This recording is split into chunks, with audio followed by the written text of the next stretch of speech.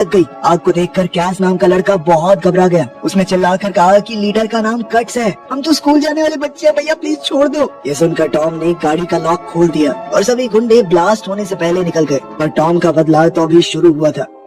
अब टॉम ने अपनी ताकत का इस्तेमाल करके कट्स का पूरा एड्रेस निकाला, लेकिन वो ये नहीं जानता कि उसका खास दोस्त डैनी भी उसी गैंग का मेंबर है। कट्स अपने कुछ साथियों के साथ टीवी देख रहा था। अचानक उसी की गाड़ी की रिकॉर्डिंग आ गई। टॉम ने उसकी गाड़ी खोलकर उसमें पेशाब कर दिया था। ये देखते ही कट्स गुस्से में अपनी गाड़ी की तरफ भागा। गुंडों के फ्लैट से निकलते ही टॉम वहाँ घुस गया और उसने घर में मौजूद सारे इलेक्ट्रॉनिक डिवाइसेस खराब कर दिए। साथ ही कट्स ने जो ड्रग्स वहाँ छुपाए हुए थे वो भी वो ले गया। जब कट्स वापस आया तो उसने देखा कि उसका पूरा घर तबाह हो रखा था और ये देखकर कि उसका माल भी चोरी हो गया है वो बहुत ज्यादा गुस्सा हो गया। उधर लूसी ने टॉम से कहा कि मैं इस हफ्ते से क्लास वापस जाऊंगी, मुझे अब पहले से बेहतर लग रहा है। फिर दोनों आई बॉय के बारे में बात करने लगे जो गैंग्स के ऊपर हमला करके फेमस हो रहा है। टॉम जानना चाहता था कि लूसी इस बारे में क्या सोचती है। लूसी ने कहा कि आई बॉय है तो एक आदमी ना, और अगर इस इलाके की हालत बेहतर करनी है तो बहुत ज्यादा करना पड़ेगा, ये छोटे मोटे हमलों से कुछ नहीं होने वाला। ये सुनकर टॉम ने फैसला किया कि वो क्राइम को इस इलाके से खत्म ही कर देगा। वो ये तो जानता ही था कि उसके एरिया में कौन कौन क्रिमिनल है। उसने उन सब के घर में घुसकर वो ड्रग पैकेट्स छुपाने शुरू कर दिए और फिर पुलिस को सटीक खबर दी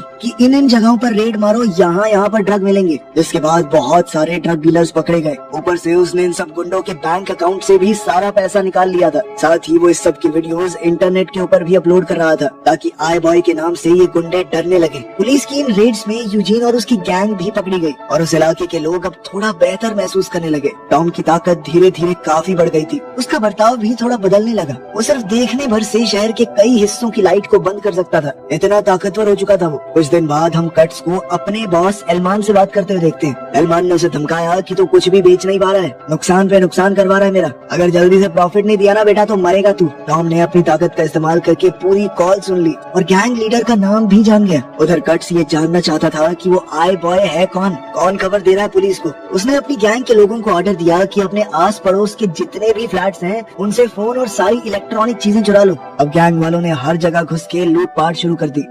अगली सुबह टॉम को एहसास हुआ कि लोग इंटरनेट पर उसे गालियां दे रहे हैं कि तुम्हारी वजह से हमें लूटा जा रहा है। उसे समझ आया कि लंदन के लोग इन चोरी और अटैक से बहुत परेशान हो गए हैं और ये सब उसे ढूंढने के लिए तो हो रहा है। यहाँ तक कि उसकी दादी का भी कुछ सामान चुराया गया था। तो टॉम ने फैसला किया कि थोड़े टाइम तक रुक जाता हूँ। कुछ समय बाद जब गुंडों को लगने लगा कि आई बॉय अब उन्हें नहीं देख रहा, उन्होंने फिर से उल्टे पुल्टे काम शुरू कर दिए। अब टॉम दोबारा से हमला करने को तैयार था। टॉम अब थोड़ा चुप चुप रहने लगा था तो नैन्सी को लगा कि कहीं ये किसी गलत काम में तो नहीं पड़ गया। उसने डैनी से बात की कि समझाओ अपने दोस्त को, ध्यान रखो इसका थोड़ा। उसी वक्त पास ही में कट्स अपनी गाड़ी की तरफ जा रहा था और आई बॉय उसे दूर से देख रहा था। आई बॉय ने लूसी को मैसेज भेजा कि मैं आज सब कुछ खत्म कर दूंगा हमेशा के लिए, लेकिन लूसी ने कहा कि ये सब मत करो, तुम खतरे में पड़ सकते हो। साथ ही उसने ये भी कहा कि कानून को अपने हाथ में लेना ठीक नहीं है।